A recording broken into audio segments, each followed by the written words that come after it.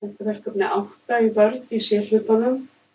Ég er búin að breyta texta í töflunet og merkja töfluna og merkja allar myndir, miðjaðar, lárétt og lóðrétt.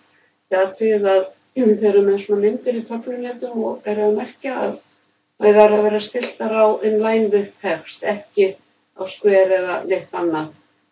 Og ég er búin að merkja töfluna og ég breytti stílnum caption og nú ætla ég að kalla fram myndayfirlit og svo töfluyfirlit.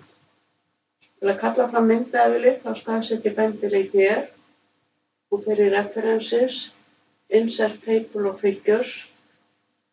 Hér fæ ég upp mynd og ég ætla að taka hakið af show page numbers af því að ég ætla ekki að hafa blaðsíðunúmerin með og OK. Svo fer ég hér og kalla fram töfluyfirlit. Þá þarf ég að breyta hér í tafla. Tek hakið af og segi OK.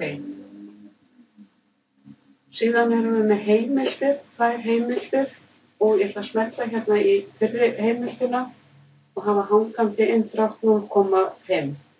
Þá fer ég hér á Home-klippa og í paragraf, ég vel hérna hanging og breyti 0,5 og OK. Það eru hérna heimildirnar í stafrófsröð og seinni línan í, af því að fyrri heimildin fer í 2 línur, þá þarf seinni línan að vera inndregin og ég ætla að vista.